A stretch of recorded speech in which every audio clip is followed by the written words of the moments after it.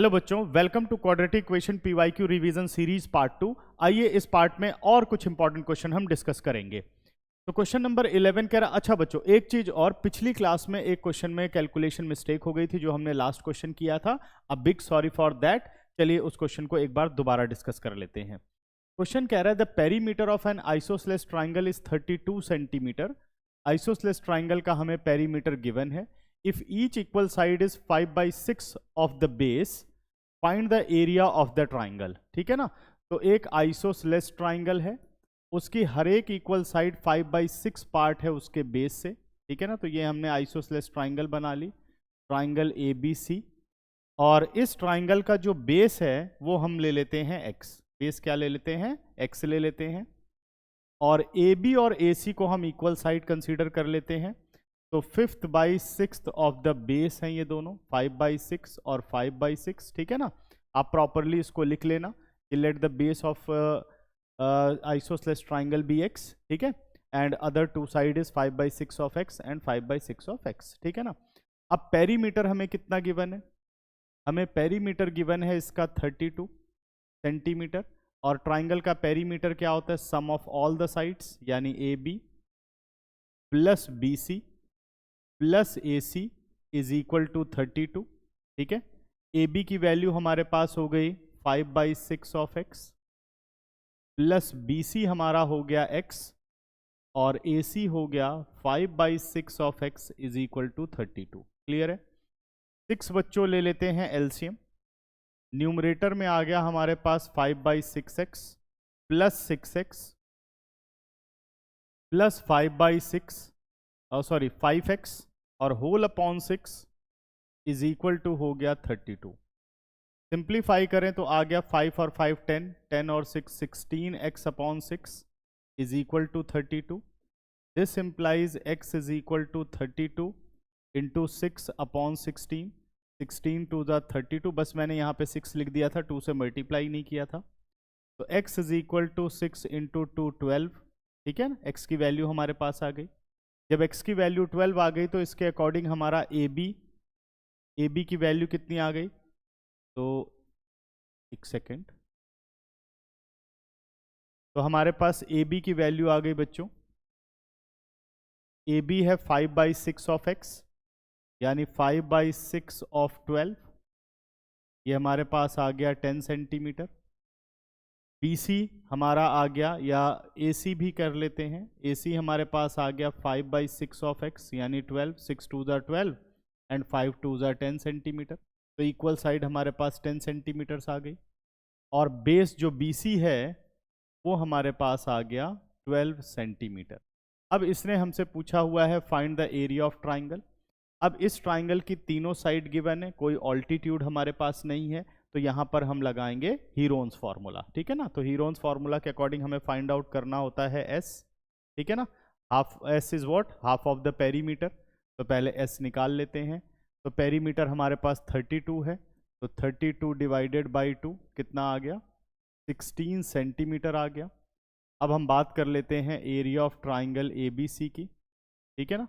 जो कि होगा root S minus A, S minus B और S माइनस C। तो ये जो A, B और C होते हैं ये लेंथ ऑफ साइड्स को प्रेजेंट करते हैं। ठीक है ना। 9th क्लास में सबने पढ़ा ही होगा, वही हम यहाँ पर अप्लाई कर रहे हैं। तो वैल्यूज डाल देते हैं।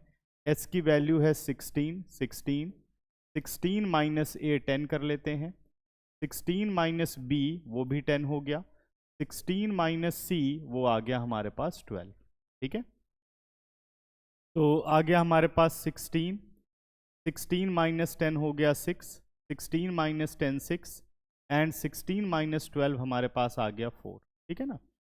तो 16 का स्क्वायर रूट हो गया 4, 4 का स्क्वायर रूट हो गया 2, और 6 और 6 का पेयर बना तो आ गया स्क्वायर रूट 6। ठीक है ना। तो आंसर हमारे पास आ गया 4 2 ज़ा 8, 8 6 ज़ा 48 सेंटीमीटर स्क्वायर। ये इसका आंसर आ गया। ठीक है। तो क्वेश्चन देखिए ध्यान से। तो ये इसका आंसर है पिछले वाले सोल्यूशन को, मतलब मेथड सेम है, बस यहाँ पर एक छोटी सी मिस्टेक हो गई थी जिससे ये क्वेश्चन गलत हो गया था। ठीक है ना। तो ध्यान रखिए उसका। अब चलते हैं हम आगे।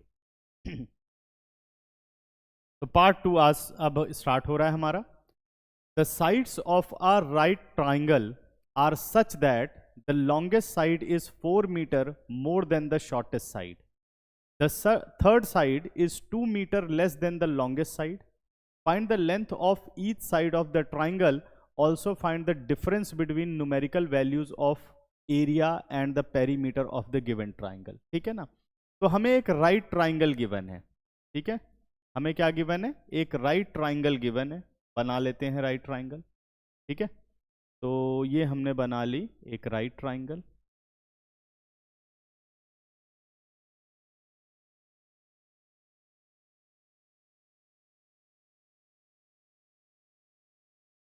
ये हो गए हमारी ट्राइंगल ए बी सी. तो लॉन्गेस्ट साइड क्या होता है, hypotenuse is the longest side, तो ए सी इसका हाइपोटेन्यूज हो गया. अब आते हैं वैल्यूज पर कि भाई वैल्यूज कैसे हम बनाएंगे, इस पर काम करते हैं. कह रहा the side of are right triangle are such that longest side is 4 metre more than the shortest side. मतलब एक शॉर्टेस्ट साइड और लॉन्गेस्ट साइड में डायरेक्ट रिलेशन है. तो मैं यहाँ पर BC को शॉर्टेस्ट साइड मान लेता हूँ, तो उस लेंथ को हम x कंसीडर कर लेते हैं. Suppose BC is equal to x. Clear है. The longest side is 4 metre more than the shortest side, यानी जो लॉन्गेस्ट साइड है हाइपोटेन्यूज वो हो गया हमारा x+4. ठीक है, अब नेक्स्ट पर आ जाओ. द थर्ड साइड का मतलब AB. The third side is 2 metre less than the longest side. तो लॉन्गेस्ट साइड हमारी क्या है, x+4. जो थर्ड साइड है उससे 2 मीटर लेस देन है, तो 2 इसमें माइनस कर दो. इसका मतलब हमारी जो थर्ड साइड निकल के आ गई वो आ गई x+2. थर्ड साइड निकल के क्या आ गई, x+2. AB आ गई x+2. उसके बाद कहता है find the length of each side of the triangle. Also find the difference between numerical values of the area and perimeter of the given triangle. ठीक है, अब क्योंकि राइट ट्राइंगल है तो यहां पर पाइथागोरस थ्योरम लगेगी. तो पाइथागोरस थ्योरम कहती है the square of hypotenuse is equal to sum of square of other two side. यानी हमारे पास है AC square is equal to AB square plus BC square. ठीक है ना, वैल्यूज डालते हैं इसमें. AC की वैल्यू हो गई हमारे पास x+4 होल स्क्वायर, ये हमने AC की वैल्यू डाल दी, is equal to AB square. AB हमारे पास कितना हो गया, x+2 हो गया, यह आ गया x+2 whole square, plus BC हमारे पास हो गया x स्क्वायर. अब सारे ब्रैकेट खोलो और एक क्वाड्रेटिक इक्वेशन बनाओ, A square plus B square plus 2AB. ठीक है, नेक्स्ट आ गया हमारे पास A square plus B square plus 2AB and plus x square. तो एक एक्स स्क्वायर से एक एक्स स्क्वायर कैंसिल आउट कर देते हैं, मतलब माइनस हो जाएगा, इधर आकर के 0 हो जाएगा. चाहे तो प्रॉपर क्वाड्रेटिक बना के आप माइनस कर लो, कोई प्रॉब्लम नहीं है. तो x square as it is रहा राइट साइड का, 4x प्लस 4. बाकी ये सारी चीजें हम राइट पे ले जाते हैं और फिर हमने फ्लिप करके लिख दिया. तो -8x हो गया, -16 is equal to 0. X square -4x plus 4x minus 8x minus 4x plus 4 -16 -12 is equal to 0. तो मिडल टर्म आराम से ब्रेक हो रही है. 6 2 12, 6 - 2 कितना आ रहा है, 4. तो ये आ गया हमारा x square -6x plus 2x -12 is equal to 0.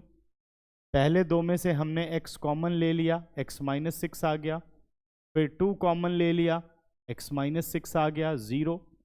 तो फैक्टर्स बन गए हमारे पास x+2 and x -6 is equal to 0. ठीक है, अब वैल्यूज देखिए, इधर x+2 is equal to 0 first factor, और x -6 इज इक्वल टू 0.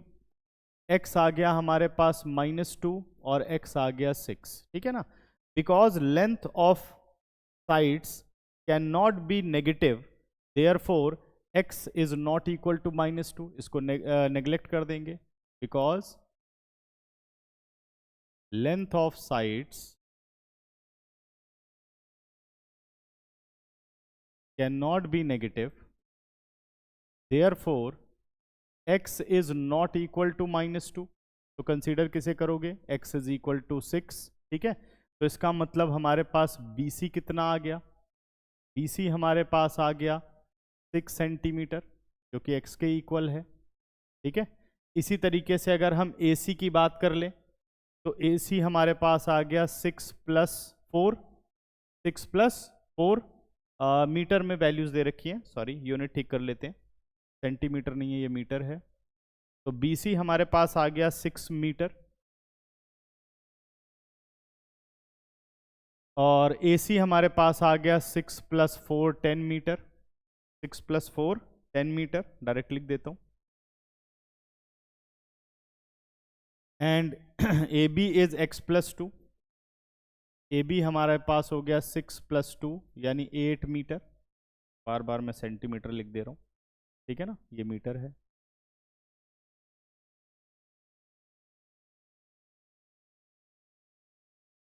ठीक है। अब बात कर लेते हैं पेरीमीटर की। पेरीमीटर ऑफ ट्राइंगल क्या होता है? सम ऑफ ऑल साइड्स यानी AB + BC and + AC, add कर दो इन सबको, 8 और 6 14, 14 और 10 24 मीटर। अब फाइंड आउट कर लीजिए एरिया। एरिया होगा हाफ बेस इंटू हाइट, तो बेस क्या होगा BC और ऑल्टीट्यूड क्या होगा AB। बेस होगा BC इंटू ऑल्टीट्यूड कितना हो गया हमारे पास AB, तो हाफ BC की वैल्यू हमारे पास है, BC है हमारे पास 6 और AB है हमारे पास 8, 2 4 द 8, कितना आंसर आ गया 6 4 the 24 metre square.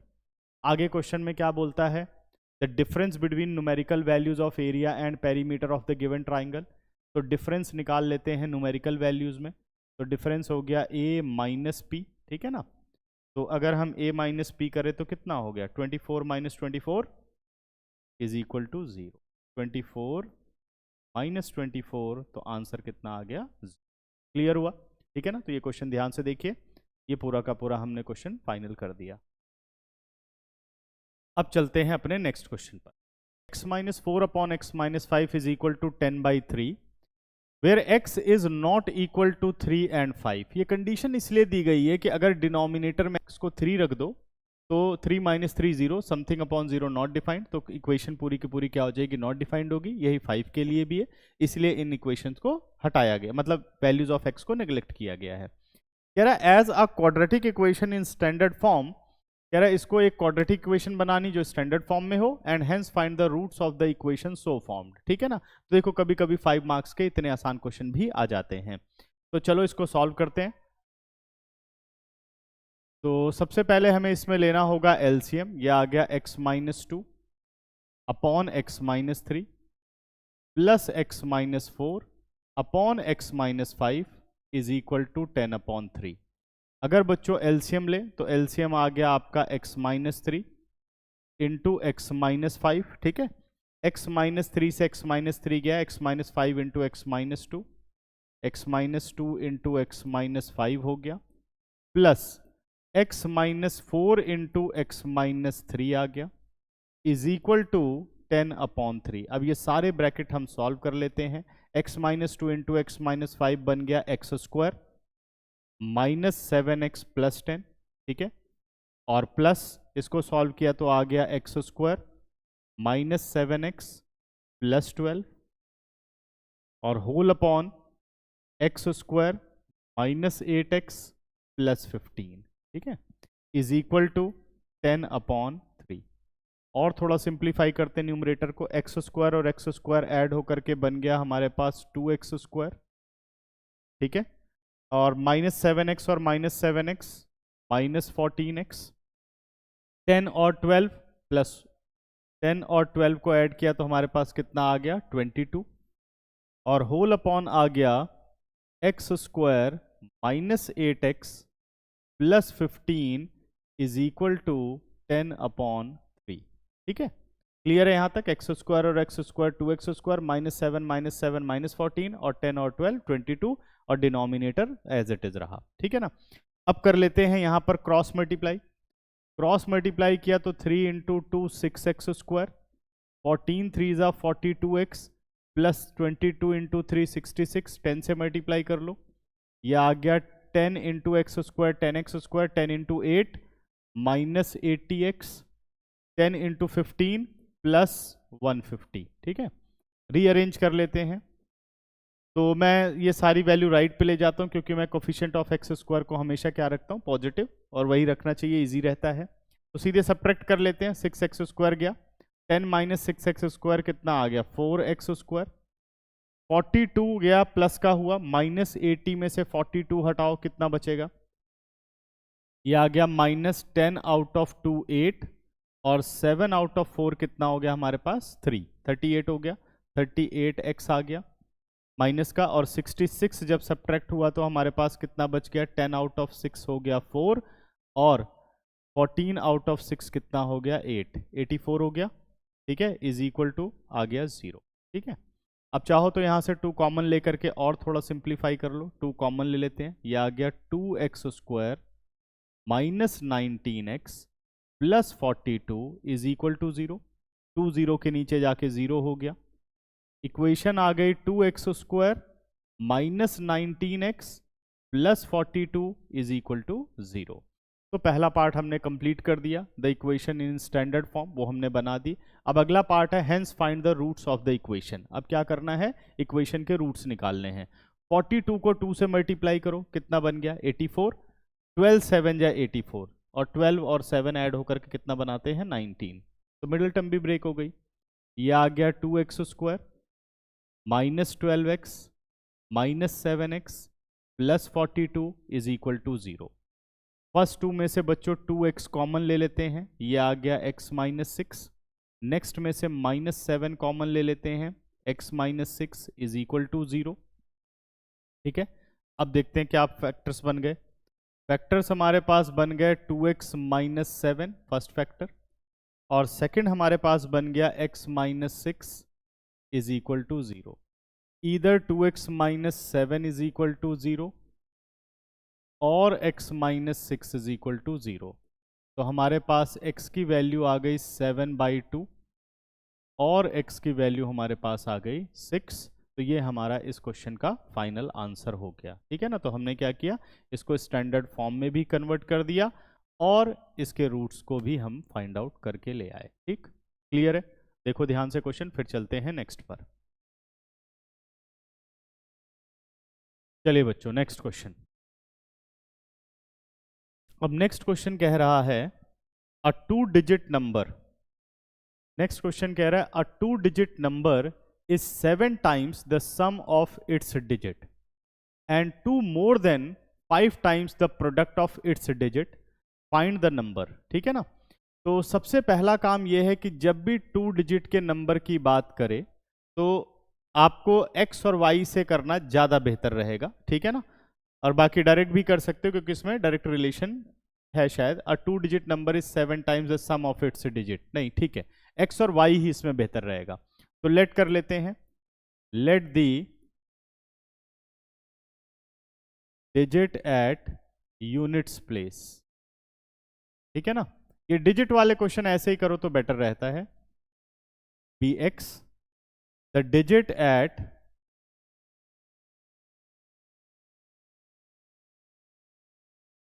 Tense place by। अब नंबर क्या बन गया हमारा 10 into digit at tens place यानी 10y, और plus 1 into digit at units place यानी x इंटू 1, तो बन गया 10y प्लस x हमारा नंबर बन गया, ठीक है ना। अब यहां पर केसेस बना लेते हैं, तो केस नंबर 1 की बात करते हैं पहले। केस नंबर 1 क्या कहता है, a 2 digit number is 7 times, देखो अ 2 डिजिट नंबर यानी ये वाला हमारा number is 7 times the sum of its digit, ठीक है ना। तो ये वाला जो हमारा नंबर है ये 7 टाइम्स है सम ऑफ द डिजिट के, यानी हमारा 10y प्लस x है 7 times sum of the digit के। तो डिजिट है x और y, इनके टोटल का 7 टाइम्स कर दूं तो मुझे ये नंबर मिल जाएगा। इसको सॉल्व कर लेते हैं, ठीक है ना। तो ये आ गया हमारा 10y plus x 7x plus 7y, rearrange कर लेते हैं। ये हो गया हमारा 10y plus x minus 7x minus 7y is equal to 0। 10y minus 7y बन गया 3y, x माइनस 7x आ गया minus 6x is equal to 0। ठीक है ना। अब बच्चों यहां से 3 को ले लेते हैं कॉमन। अब ये तो पक्का पता ही है क्वाड्रेटिक है, क्योंकि क्या बोला है, product of the digits, product जहां पे आ गया क्वाड्रेटिक, तो 3 कॉमन ले लेते हैं। ये आ गया y minus 2x is equal to 0। यहां से अगर 3 कॉमन लिया तो 3 0 के नीचे जा करके 0 हो गया। y minus 2x is equal to 0, y कितना आ गया 2x। ये हमारा रिलेशन नंबर 1 हो गया x और y में। मतलब जब भी ऐसे रिलेशन बनाओ, पहले जो इजी हो x in terms of y या y in terms of x पहले चेंज कर लो, क्योंकि क्वाड्रेटिक बनाने के लिए आपको वेरिएबल को रिप्लेस करना पड़ेगा। ठीक है ना। अब दूसरा क्या कहता है कि एंड टू मोर देन, क्या बोल रहा है, and two more than 5 times the product of the digit, two more than 5 times the product of the digit. मतलब यही नंबर जो हमारा 10y प्लस x है, ये हमें मिल सकता है अगर, सॉरी 10y प्लस x, ये नंबर हमें मिल सकता है अगर हम डिजिट के प्रोडक्ट को, ठीक है ना, two more than 5 times the product of the digit, product of the digit के 5 टाइम्स में अगर हम 2 ऐड कर दें तब भी हमें यही नंबर मिलेगा। ठीक है ना, जो हमारा ओरिजिनल नंबर है। तो ये हमने नई इक्वेशन बना ली। ठीक है। अब यहां पर किसको रिप्लेस करना बेहतर है, y को in terms of x replace करना बेहतर है, क्योंकि मैं y in terms of x निकाल चुका हूं। तो यहां पर सारी वैल्यूज आप पहले रिप्लेस कर दो। तो 10, ठीक है ना, फर्स्ट इक्वेशन से क्या आ गया, 10 इंटू वाई है, y की जगह हमने लिख दिया 2x, करेक्ट है, इज प्लस x हो गया, इज इक्वल टू 5x हो गया, और y की जगह हम क्या लिख देंगे, 2x रिप्लेस कर देंगे, क्योंकि 5xy है, प्लस 2 एज इट इज। क्या यहां तक क्लियर है? ध्यान से देख लो, सब समझ में आ रहा है। बहुत इंपॉर्टेंट क्वेश्चन है बच्चों ये वाला। ठीक है ना, अच्छे से ये सारे समझ के रखना है। देखो क्वेश्चन जो है 2025 के हर एक कोड में लगभग एक जैसे ही हैं। ठीक है ना। तो अब आ जाते हैं हम 10 into 2 20x plus x, 20x plus x हो गया। इधर आ गया आपके पास 10x स्क्वायर प्लस 2, 20 प्लस 1 कितना हो गया 21, ये आ गया हमारा 21x is equal to 10x square plus 2। Arrange कर लेते हैं, 21 को राइट पे ले जाते हैं और फ्लिप करके लिख लेते हैं, 10x square minus 21x plus 2 is equal to 0। कुछ कॉमन नहीं आ रहा, 10 2 जा 20, तो 21 जा 20, सीधे ही ब्रेक हो रहा है, तो ब्रेक कर लेते हैं। ये हमारे पास आ गया 10x square minus 20x minus x plus 2 is equal to 0। Common ले लेंगे हम यहाँ से 10x, अंदर रह गया x माइनस 2, माइनस 1 कॉमन ले लेंगे, x minus 2 is equal to 0। पहला फैक्टर बन के आ गया 10x माइनस 1, और दूसरा फैक्टर आ गया x minus 2 is equal to 0।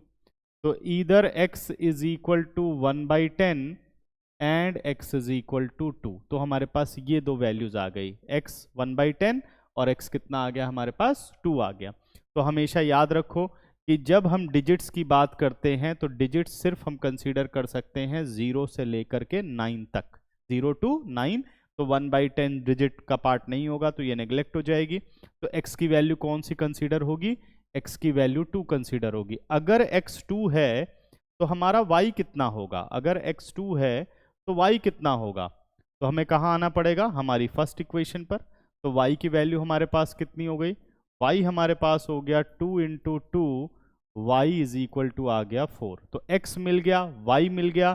तो अब हमारा नंबर क्या बनेगा, नंबर है हमारा 10y प्लस एक्स। नंबर क्या है 10y प्लस एक्स। तो हमारा नंबर बन गया 10 इंटू वाई यानी 10 इंटू 4 40 और प्लस 2 यानी 42 इस क्वेश्चन का राइट आंसर हुआ। 42 इस क्वेश्चन का राइट आंसर हुआ। ठीक है, तो ये हमारे पास इसका फाइनल आंसर आ गया। क्वेश्चन को देख लीजिए बेटा, फिर हम नेक्स्ट क्वेश्चन पर चलते हैं।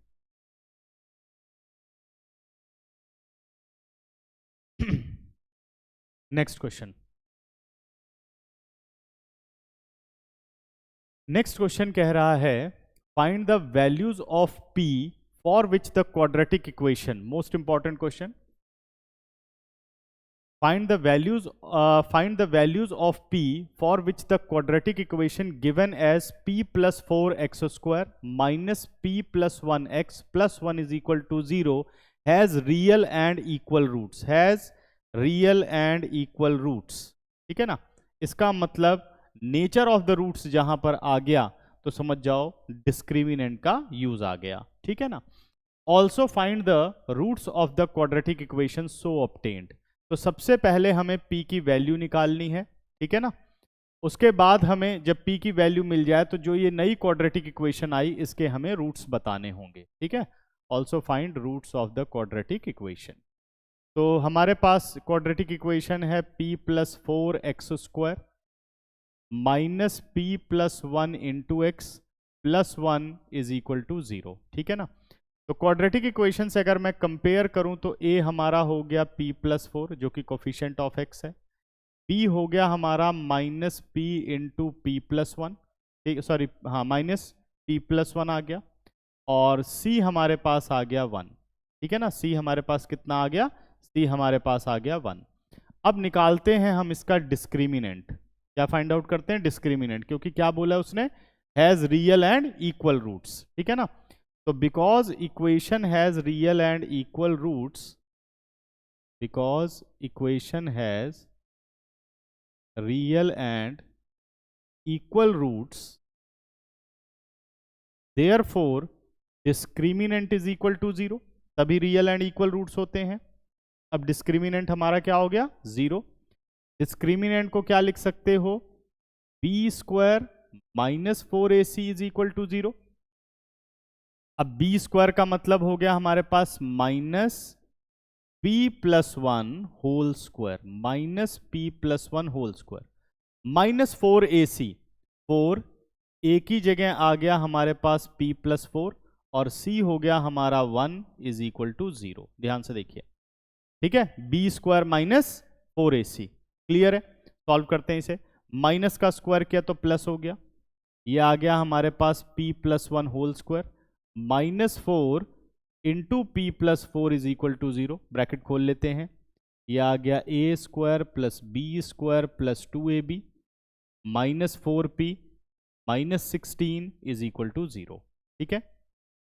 चलिए आगे बढ़ते हैं। अब p स्क्वायर हमारे पास एज इट इज है, माइनस 4p प्लस 2p ये बन गया हमारे पास माइनस 2p प्लस 1 माइनस 16 ये आ गया हमारे पास minus 15 is equal to 0, minus 15 is equal to 0, है ना। p स्क्वायर आ गया minus 4p plus 2p minus 2p plus 1 minus 16 minus 15। तो मिडल टर्म ब्रेक कर लेते हैं, 15 1 जा 15 और 2 को ब्रेक करें तो 5 3 जा 15, सिंपली इसमें मिडल टर्म ब्रेक हो रही है। यह आ गया p square minus 5p plus 3p minus 15 is equal to 0। First 2 में से p कॉमन आ रहा है तो ब्रैकेट के अंदर रह गया p माइनस 5, नेक्स्ट में बच्चों 3 कॉमन आ रहा है, आ गया p minus 5 is equal to 0। तो हमारे फैक्टर्स बन के आ गए p plus 3 into p minus 5 is equal to 0, ठीक है। तो इधर p is equal to minus 3 ये वैल्यू आ गई हमारे पास, और p इज इक्वल टू 5, तो p की जो उसने वैल्यूज हमसे पूछी थी वो वैल्यूज हमने निकाल दी, ठीक है ना। यहां तक क्लियर है, ये आ गया p की वैल्यूज। अब आगे कहता है also find the roots of the equation so obtained, ठीक है ना। अब इसमें अगर p की वैल्यू रख करके हम इक्वेशन मतलब इक्वेशन को सिंप्लीफाई करेंगे तो थोड़ा सा मेथड बढ़ जाएगा, ठीक है, स्टेप्स बढ़ जाएंगे, टाइम ज़्यादा लगेगा। अब यहाँ क्या करो आप, भाई डिस्क्रिमिनेंट तो हमें पता ही है कि डिस्क्रिमिनेंट 0 है, तो क्वाड्रेटिक फॉर्मूला क्या कहता है, जब हम रूट्स निकालते हैं तो हमारा क्वाड्रेटिक फॉर्मूला क्या कहता है, x is equal to minus b plus minus root d upon 2a, यही कहता है ना। तो इसके अकॉर्डिंग डिस्क्रिमिनेंट तो 0 हो गया, तो यानी x हमारा क्या आ गया माइनस बी अपॉन 2a, ये आ गया हमारे पास माइनस बी अपॉन 2a। अब जो माइनस बी है उसकी वैल्यू ये रही हमारे पास, a की वैल्यू ये है हमारे पास, तो रख करके इसे एक एक्सप्रेशन बना लेते हैं और p के अकॉर्डिंग फिर हम रूट्स बता देते हैं, ठीक है ना। तो माइनस b यानी x की वैल्यू हो गई माइनस, और ये माइनस क्या हो गया प्लस, यानी हमारे पास न्यूमरेटर में आ गया p प्लस 1 और डिनोमिनेटर में हो गया 2 इंटू ए, यानी 2 इंटू पी प्लस 4, ये हमारा हो गया डिनोमिनेटर में। क्लियर है? अब पहली p की वैल्यू कितनी है? -3। पहली p की वैल्यू कितनी है? -3। ठीक है, पहली p की वैल्यू है हमारे पास -3। तो when p is equal to -3, तो रूट्स क्या होंगे?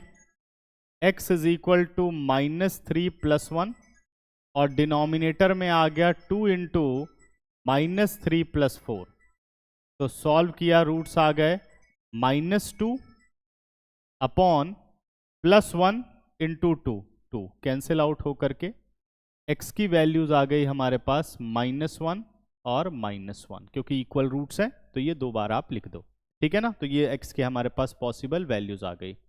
p हमने रखा -3 प्लस 1 हो गया -2, -3 प्लस 4 हो गया +1, +1 इंटू 2 कैंसिल आउट। ठीक है, अब निकालते हैं सेकेंड रूट। सेकेंड रूट में मतलब second situation, when p is equal to 5,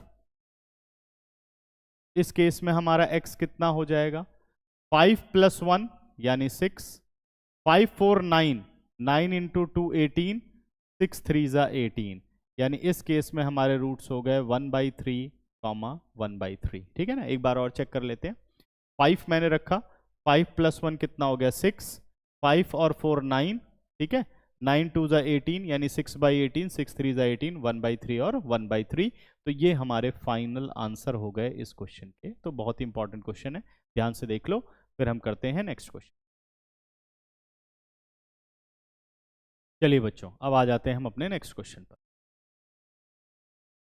next question कह रहा है, there is a park of diameter 65 metre as shown in the following figure, A B is diameter. इसका मतलब ए बी की जो length है वो है 65 मीटर। ए बी की लेंथ कितनी है? 65 मीटर, यही डायामीटर है। उसके बाद कहता है, an entry gate is to be constructed at a point P. ठीक है, पॉइंट पी पर एंट्री गेट है, ये बना रखा है, on the boundary of the park such that the distance of P from A, the distance of P from A is 35 meter more than the distance of P from B। इसका मतलब P का distance पता हो तो उस पर depend कर रहा है A का डिस्टेंस। ठीक है ना? P का डिस्टेंस कहाँ से? B से। तो मैं क्या करता हूँ कि let the distance of entry gate from B be x। Clear है? नेक्स्ट कह रहा है, और फिर जो डिस्टेंस A से कितना डिस्टेंस मिल जाएगा? 35 मीटर मोर है, तो ये आ गया आपका 35 मीटर मोर, यानी x प्लस 35 मीटर आ गया। क्लियर है? अब हमें कह रहा है कि find the distance of point P from A and B, तो मुझे x फाइंड आउट करना है। अब जो सबसे इंपॉर्टेंट पॉइंट है इस क्वेश्चन में, उस पर आप लोग ध्यान दो। अगर वो आपको नहीं पता तो क्वेश्चन फिर आप सॉल्व नहीं कर पाएंगे, बस यहीं से क्वेश्चन आप अटका देंगे, रुक जाएंगे मतलब। तो क्वेश्चन में क्या वो खास बात है? वो खास बात ये है बेटा कि because angle A P B is equal to 90 degree. देखो इस क्वेश्चन में ज्योमेट्री भी लग रही है, क्या है? 90 डिग्री का एंगल है, because angles in a semi circle, ये एक सेमी सर्कल में बनने वाला एंगल है, तो इसलिए ये क्या हुआ? एक राइट एंगल हुआ। ठीक है ना? ये बात अगर नहीं पता तो फिर सॉल्व नहीं होगा। अगर ये राइट एंगल है तो इसके अंदर पाइथागोरस थ्योरम लग सकती है ना? तो मैं कह सकता हूं कि A B square is equal to A P square plus B P square. ठीक है, तो अब ए बी स्क्वायर की वैल्यू कितनी हो गई? ए बी हो गया हमारा हाइपोटेन्यूज यानी 65 स्क्वायर। एपी कितना हो गया हमारे पास? एपी हो गया x प्लस 35 स्क्वायर, और बीपी हमारे पास हो गया x स्क्वायर। ठीक है ना? थोड़ी टेक्निक लगाएंगे कैलकुलेशन करने में इसमें। ठीक है ना? ध्यान देना। मैं क्या करूंगा, 65 स्क्वायर का स्क्वायर ओपन नहीं करूंगा, इसको ऐसे ही रहने दूंगा, 65 स्क्वायर रहने दूंगा। a plus b whole square लगाऊंगा, x का स्क्वायर x स्क्वायर, 35 का स्क्वायर भी कैलकुलेट नहीं करूंगा, ऐसे ही रख लेता हूं, प्लस है ना, प्लस 2ab यानी 35 टू ज़ा 70x और प्लस एक्स स्क्वायर हमारा एज इट इज। ठीक है ना। अब क्या करते हैं, एक्स स्क्वायर और एक्स स्क्वायर तो बना लेते हैं 2x स्क्वायर, प्लस 70x को एज इट इज रहने देते हैं, 35x square minus 65x square कर लेते हैं इज इक्वल टू 0। आप स्क्वायर भी कर सकते हो, लेकिन ये सब भी टेक्निक सीखो तो इजी रहेगा। अब इन दोनों में लगा लो a square minus b square का formula, 2x square plus 70x, तो ये आ गया 35 minus 65 multiply with 35 plus 65 is equal to 0। ठीक है, अब वैल्यूज आ गई हमारे पास, 2x स्क्वायर आ गया 2x square plus 70x plus 35 minus 65, ये आ गया हमारे पास माइनस 30, 35 और 65 ये हो गया हमारा 100 इज इक्वल टू 0। क्लियर है ना। अब इजी नहीं हो गया कैलकुलेशन, ये आ गया 2x square plus 70x minus 3000 is equal to 0। Correct है। अब और थोड़ा सिंप्लीफाई कर लेते हैं, 2 इसमें से कॉमन निकाल लूंगा तो ये आ गया x square plus 35x minus कितना आ गया हमारे पास 1500 इज इक्वल टू 0। 2 0 के नीचे जाकर के 0 हो गया। अब हमें करनी है इसकी मिडल टर्म ब्रेकिंग। ठीक है, तो मिडल टर्म ऐसी होनी चाहिए कि सब्ट्रैक्ट करके हमें मिलना चाहिए 35 और प्रोडक्ट करके आ जाएगा 1500। ठीक है ना, तो 1500 के प्राइम फैक्टर्स बना सकते हो और सॉल्व कर सकते हैं। तो 1500 के बना लेते हैं प्राइम फैक्टर्स। ठीक है, तो बनाते हैं 1500 के प्राइम फैक्टर्स। ये हो गया हमारे पास 1500 और इसको हम सॉल्व करें तो ये आ गया हमारे पास 750, फिर 2 से हमने किया तो 2 3 ज़ा 6, 2 7 ज़ा 14 और 2 5 ज़ा 10, 5 से कर लेते हैं, 5 7 ज़ा 35, 5 5 ज़ा 25, फिर 5 से 15, 5 3 और ये आ गया 3 1। ठीक है ना, तो अब हमें बनाना है जी, सब्ट्रैक्ट करके आना चाहिए हमारे पास कितना 35 आना चाहिए सब्ट्रैक्ट करके। तो 5 3 ज़ा 15, 15 4 ज़ा कितना हो गया 15 4 ज़ा 60, 15 4 ज़ा 60, 60 में से 25 निकाल दो तो हमारे पास आ जाएगा 35, 60 में से 25 निकाल दो तो आ जाएगा 35। ठीक है ना, तो आगे सॉल्व करते हैं क्वेश्चन को। तो ये हमारे पास आ गया x square plus 60x minus 25। ठीक है ना, 25x minus 1500 is equal to 0। तो फर्स्ट 2 में से हमने कॉमन ले लिया x, ये आ गया x प्लस 60। नेक्स्ट 2 में से कॉमन आ गया माइनस 25, ये आ गया x plus 60 is equal to 0। Factors are x minus 25 and x plus 60 is equal to 0। either x is equal to 25 or x is equal to minus 60. तो distance cannot be negative, तो x is not equal to minus 60, इसको हम neglect कर देंगे। तो हम consider कौन सा करेंगे 25। तो पहला डिस्टेंस इसे मैं डायरेक्ट लिख दे रहा हूँ, आप लोग प्रॉपर लिख लेना इसे। तो पहला डिस्टेंस हमारे पास कितना आ गया 25 मीटर फ्रॉम गेट B, कितना हो गया 25 मीटर, या फ्रॉम B कितना हो गया 25 मीटर, फ्रॉम B हमारे पास आ गया 25 मीटर एंड फ्रॉम A कितना आ जाएगा 25 में 35 ऐड कर दो 60 मीटर। तो इस क्वेश्चन ने हमसे डिस्टेंसेस ही पूछे थे। ठीक है ना, there is a circular park, ये हो गया। तो find the distance of point P from A and B। तो ये इस क्वेश्चन का फाइनल आंसर हुआ। देख लो, फिर हम चलते हैं नेक्स्ट पर। चलिए बच्चों, नेक्स्ट क्वेश्चन। नेक्स्ट क्वेश्चन कह रहा है, ये भी मोस्ट इंपॉर्टेंट क्वेश्चन है।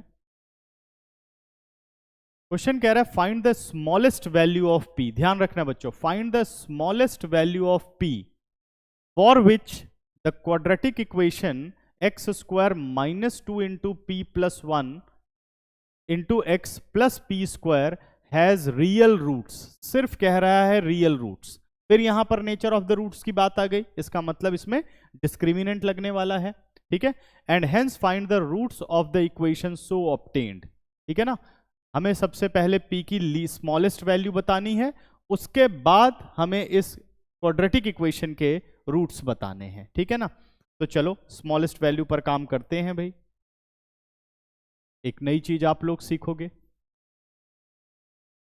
तो हमारे पास इक्वेशन बन गई x square minus 2 into p plus 1 into x plus p square is equal to 0। Quadratic equation के अकॉर्डिंग ए हमारा 1 हो गया, बी हमारे पास हो गया माइनस 2 इंटू पी प्लस 1 और सी हो गया हमारे पास पी स्क्वायर।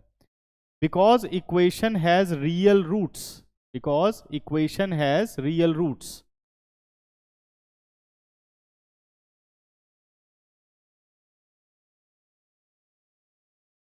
देयरफॉर जब रूट्स रियल होते हैं तो रूट्स रियल दो केस में होते हैं।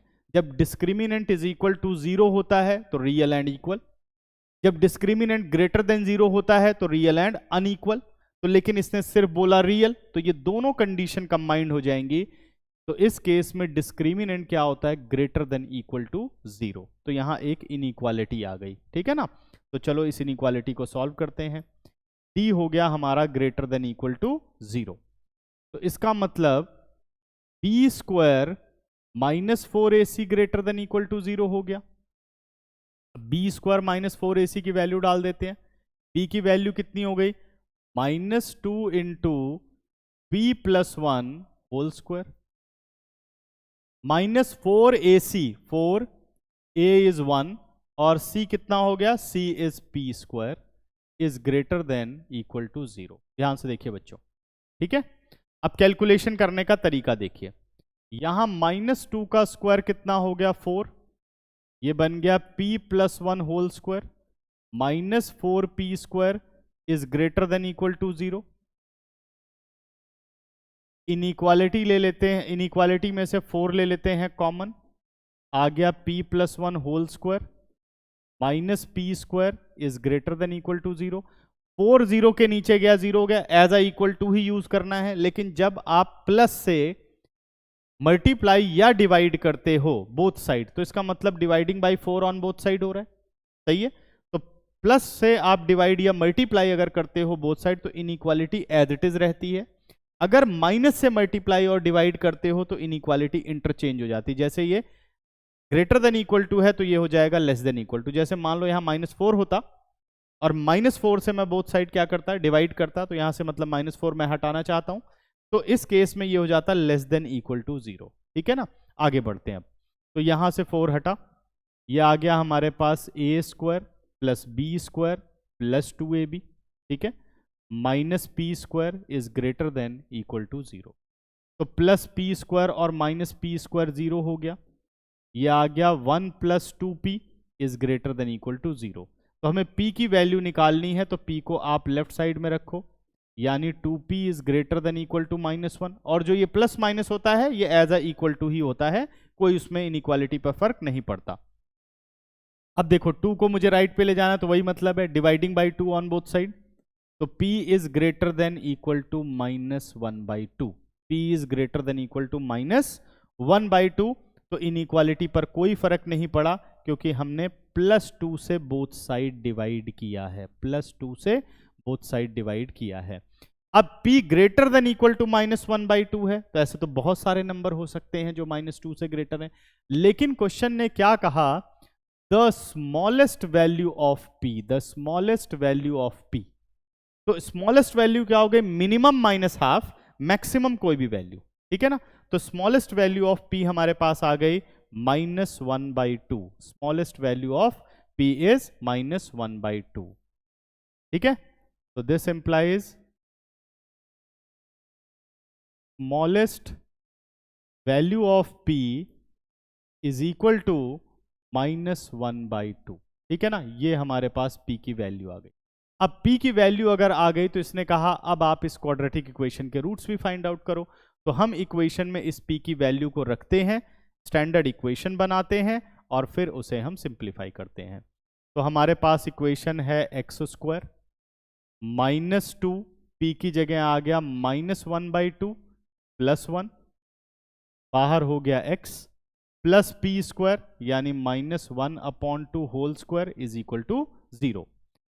एक्स स्क्वायर यहां बच जाएगा प्लस हाफ 2 से कटेगा, आ गया -x, यही बचेगा। 1 माइनस हाफ इज हाफ से 2 कैंसिल आउट कर दिया, और प्लस 1/4 इज इक्वल टू कितना हो गया 0। 4 ले लो बच्चों एलसीएम, यह आ गया 4x square minus 4x plus 1 is equal to 0। ठीक है ना, 4x square minus 4x plus 1 is equal to 0। Perfect square direct बन रहा है। इसको आप या मिडिल टर्म ब्रेक करना चाहो आपकी मर्जी है। 2x square plus 1 square minus 2ab, 2 into 2x into 1 is equal to 0। तो हमारे पास आंसर आ गया 2x plus 1 whole square is equal to 0। तो दो फैक्टर हो गए, 2x plus 1 into 2x plus 1। थोड़ा और एक्सप्लेन कर देता हूँ, 2x plus 1 into 2x plus 1। ठीक है, तो अब इसके मतलब रूट्स इक्वल रूट्स हो गए। तो this implies x is equal to -1/2 and -1/2। ये इसका फाइनल आंसर हो गया। क्लियर हुआ?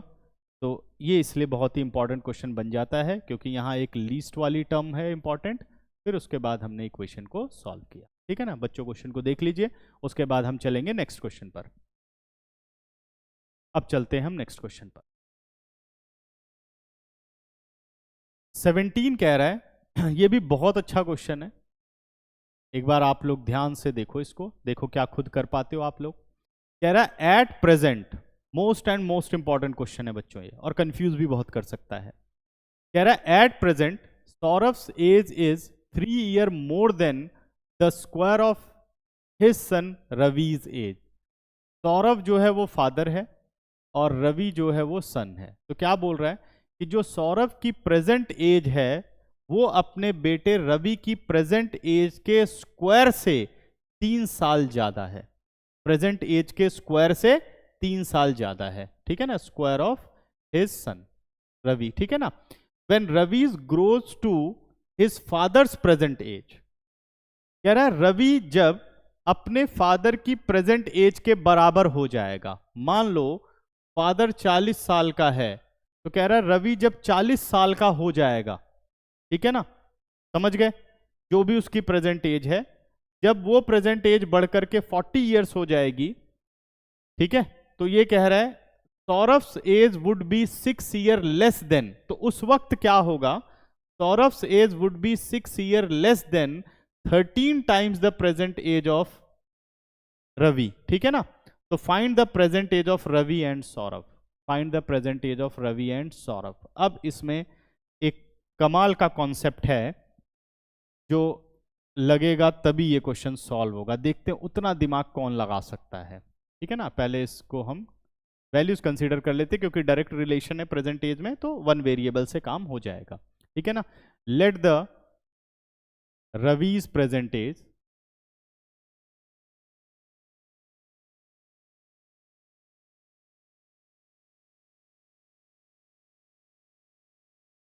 x हो गई, x years, and the Saurabh's present as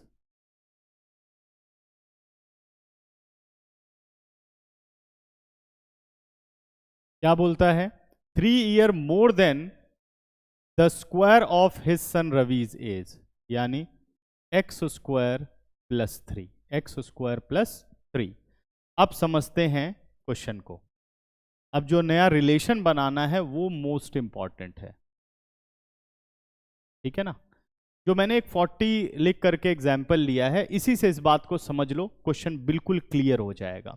ठीक है ना, तो क्वेश्चन क्या बोलता है कि when Ravi's grows to his father's present age, Saurabh's would be 6 year less than 13 times the present age of Ravi, find the present age of Ravi. देखो, अगर जो रवि है वो फादर की प्रेजेंट एज के बराबर होगा, तो ये पता लगाओ कि ऐसा कितने साल में होगा। ठीक है ना, ऐसा कितने साल में होगा। तो जैसे कह रहा है कि भाई 40 ईयर्स का रवि अभी हो गया, तो इसका मतलब कितने साल बाद ऐसा हुआ होगा? 40 में से अगर रवि की प्रेजेंट एज माइनस कर दो तो हमें पता चलेगा, है ना। अगर जो प्रेजेंट एज है इस वक्त 40 साल है, किसकी प्रेजेंट एज है? सौरभ की प्रेजेंट एज है। उसमें से अगर आप रवि की प्रेजेंट एज को माइनस करोगे तो इतने साल का गैप है। अब इतने साल के बाद ही जो सौरभ है, यानी 40 माइनस एक्स ईयर के बाद ही सौरभ जो है पहुंचेगा कहां पर? अपने फादर की प्रेजेंट एज के बराबर पहुंचेगा। देखो कैसे, सौरभ की अभी एज एक्स है, उसमें x plus 40 minus x add कर दूं, कट गया, 40 साल में पहुंच गया। क्लियर है? तो जो ये 40 माइनस एक्स ईयर का गैप है, तो क्या सौरभ की एज भी तो बढ़ेगी? अब सौरभ की एज का कंपैरिजन कितने साल बाद हो रहा है? 40 माइनस एक्स ईयर के बाद हो रहा है। 40 माइनस एक्स ईयर के बाद हो रहा है, मतलब इतना गैप है उसमें भी। अब इसी बात को हम वेरिएबल से समझ लेते हैं, ठीक है ना। तो वेरिएबल में अगर मैं बात करूं कि भाई जो कंपैरिजन करनी है वो सौरभ की एज की कंपैरिजन करनी है, कितने साल के बाद, ठीक है ना। तो अब ध्यान दो, तो मैं सौरभ के एज की बात करूं तो सौरभ की एज है अभी एक्स स्क्वायर प्लस 3, ठीक है ना। कितने साल के बाद रवि सौरभ की प्रेजेंट एज के बराबर पहुंचेगा? तो हमने कर दिया जो सौरभ की प्रेजेंट एज है, जैसे वहां 40 थी यहां x प्लस 3 है, उसमें से हमने रवि की एज को कर दिया माइनस। तो इतने साल के बाद वो पहुंच जाएगा किसमें? 40 ईयर्स में, या एक्स स्क्वायर प्लस 3 के बराबर। समझ गए? अब ये एज अगर मैं ऐड कर दूं सौरभ की एज में, ये एज मैं ऐड कर दूं तो सौरभ की एज में, तो अब आपकी उस वक्त की सौरभ की एज आ गई जब रवि पहुंचा था कहां पर? सौरभ की एज के बराबर पहुंचा था। समझ गए? क्लियर हुआ यहां तक? तो ये हो गया x square plus 3 plus x square plus 3 minus x, ठीक है। अब बढ़ते हैं आगे। उस वक्त जो सौरभ की एज है और रवि की एज में क्या कंपैरिजन है वो उसने दिया है कि Ravi grows to his father's present age, Saurabh's age would be 6 year less than 13 times the present age of Ravi, ठीक है ना। तो 6 क्या बोला है उसने? Age would be 6 year less than 13 times the present age of Ravi. तो रवि की प्रेजेंट एज कितनी है? अभी हमने ली है x, तो x के 13 टाइम से 6 ईयर लेस होगी किसकी एज? सौरभ की एज। कितने साल के गैप के बाद? X square plus 3 minus x की एज के गैप के बाद। क्लियर है ना? अब इसे कर लेते हैं सिंप्लीफाई। एक्स स्क्वायर और एक्स स्क्वायर को ऐड कर लिया, बन गया 2x स्क्वायर, ठीक है ना। Minus x as it is, 3 और 3 हो गया हमारा 6, 13 को ले आते हैं लेफ्ट साइड पर, minus 13x plus 6 is equal to 0। ये बन गया हमारा 2x स्क्वायर माइनस 14x, 6 और 6 हो गया 12 इज इक्वल टू कितना आ गया? 0। क्लियर है? अब देखो थोड़ा और सॉल्व हो सकता है, 2 ले लेते हैं कॉमन, ये आ गया हमारे पास x square minus 7x plus 6 is equal to 0, ठीक है। तो 2 0 के नीचे जाके 0 हो गया, ये आ गया x square minus 7x plus 6 is equal to 0। Middle term break कर लेते हैं, इजिली ब्रेक हो रहा है। X square minus 6x minus x plus 6 is equal to 0। X ले लेते हैं बच्चों कॉमन, कितना आ गया? x minus 6 minus 1 common, x minus 6 is equal to 0। x minus 1 पहला फैक्टर, x माइनस 6 दूसरा फैक्टर 0, इधर x इज इक्वल टू 1 और x इज इक्वल टू 6। अब देखो प्रैक्टिकली अगर 1 की बात करें तो अगर सौरभ की एज हम 1 ईयर ले ले तो फादर की एज कितनी हो जाएगी? 4 ईयर। तो ये प्रैक्टिकली रॉन्ग है, तो इस वैल्यू को नेग्लेक्ट कर देना है। तो प्रेजेंट एज ऑफ सौरभ कितना आ गया? प्रेजेंट एज ऑफ सौरभ आ गई 6 ईयर, ठीक है। Present age of Saurabh is equal to 6 years and present age of Ravi, sorry, present age of Ravi is 6 year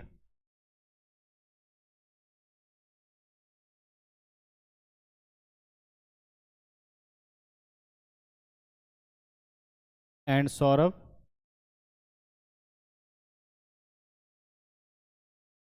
वो हो गया हमारे पास 6 का स्क्वायर 36 प्लस 3 39 ईयर्स। क्लियर है? तो ये क्वेश्चन हो गया कंप्लीट। ध्यान से देखो, फिर हम अगला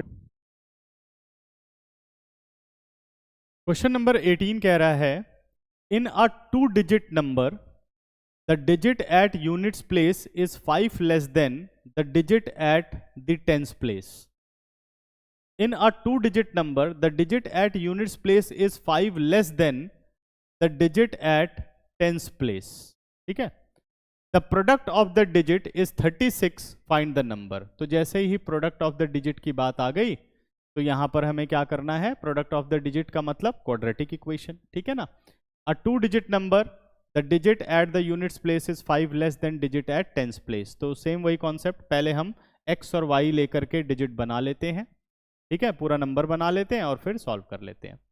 let the digit at units place is equal to x, the digit at tens place is equal to y। तो हमारा नंबर क्या बन गया, नंबर बन गया हमारा 10y प्लस एक्स। नंबर क्या बन गया, 10y प्लस एक्स। अब केस बना लेते हैं। केस 1, केस फर्स्ट कह रहा है कि the digit at units place is 5 less than the digit at tens place. यानी यूनिट्स प्लेस पर जो डिजिट x है वो 5 लेस देन है डिजिट एट टेंस प्लेस, यानी x is equal to y minus 5। ये x और y में डायरेक्ट रिलेशनशिप हमें मिल गया। ठीक है ना, उसके बाद करें the product of the digit is 36। Product of the digit की बात करें केस 2 में, तो प्रोडक्ट ऑफ द डिजिट का मतलब x इंटू वाई 36 हो गया। केस 2 क्या कहता है, x into Y 36।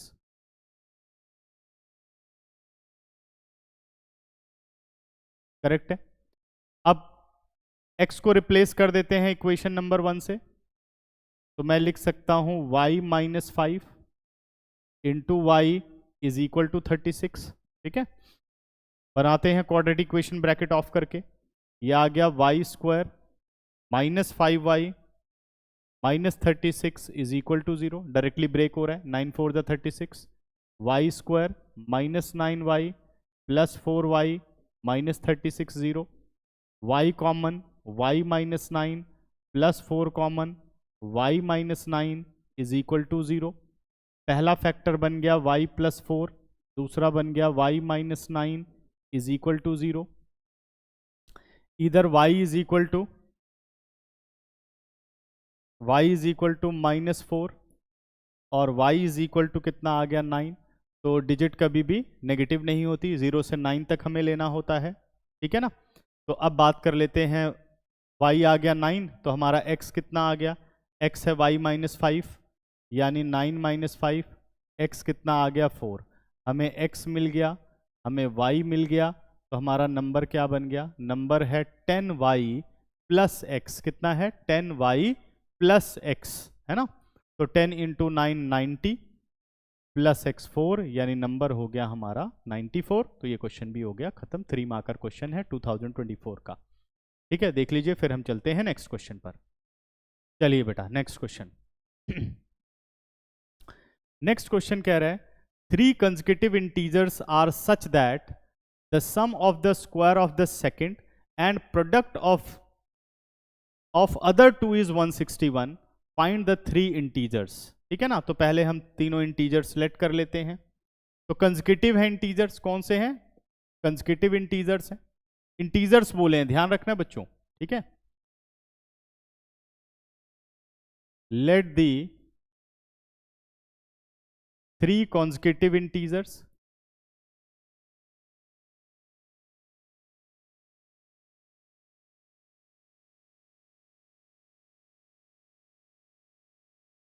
be x, x plus 1 and x plus 2। Integers में कितने का गैप होता है, 1 1 का। जैसे 1 2 3 4 4 5 6, तो पहला x हो गया, दूसरा x plus 1 हो गया और तीसरा x plus 2 हो गया। ठीक है ना, अब आगे हम आते हैं कंडीशन बनाने पर। कंडीशन देखिए क्या बोल रही है, कंडीशन कह रही है the square of the second, यही बोला ना, the square of the second, the sum of square of the second यानी सेकेंड का square and product of other two is 161, then find the integers.